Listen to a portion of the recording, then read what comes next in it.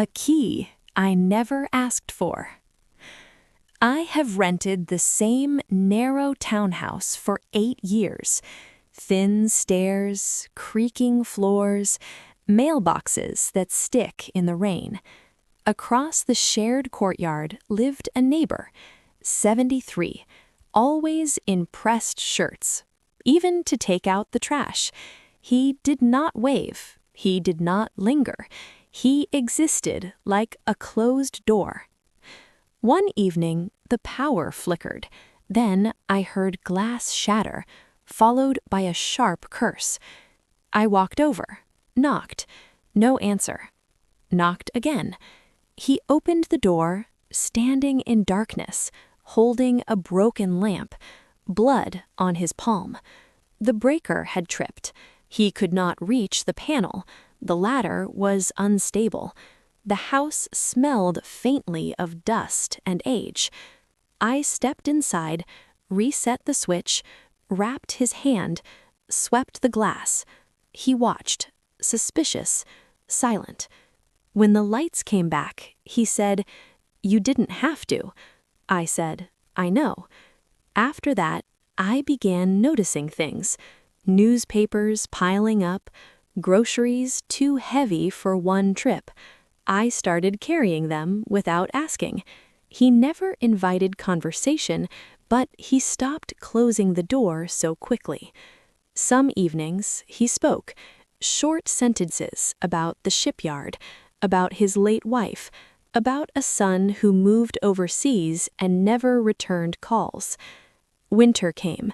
His steps slowed. His cough lingered. One morning, an ambulance arrived. The courtyard filled with flashing lights. Then, silence. I assumed that was the end. 2 weeks later, a firm called me, asked if I was the neighbor who helped with the breaker and the groceries. I said yes. They asked me to come in. There was a document, signed, stamped, witnessed. He left me the townhouse, paid off, utilities current, keys labeled carefully. The note attached was brief, for the one who showed up. That was all. I sat in my rental that night, staring at peeling paint, thinking about doors that never opened until someone knocked twice. I moved across the courtyard 1 box at a time.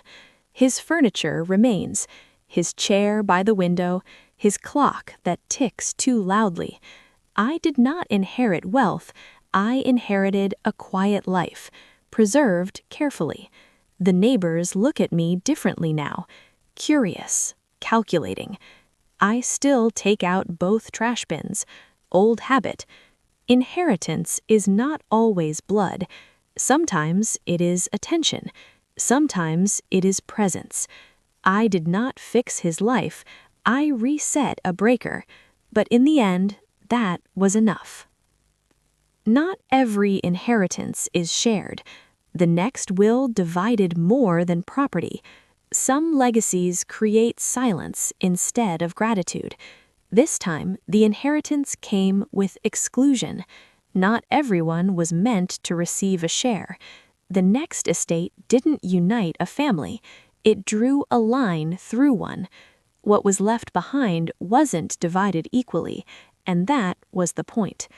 The next inheritance was about who was chosen.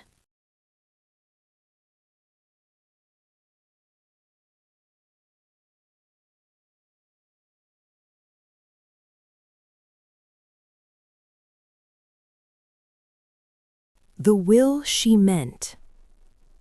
I am 34. I own a small bookshop on a quiet street near the train tracks. Upstairs, there is a 1-bedroom apartment. That is where Mrs. Ilara lived.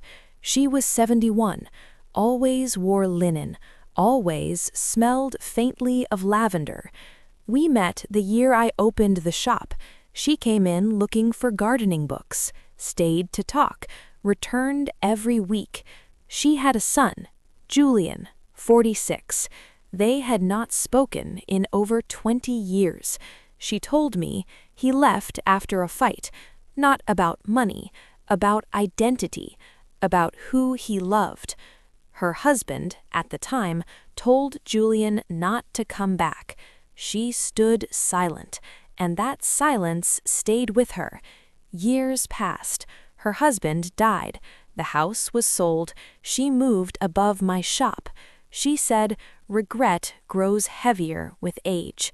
We searched for Julian, online, through old alumni groups, through outdated addresses. We found a profile, private, minimal.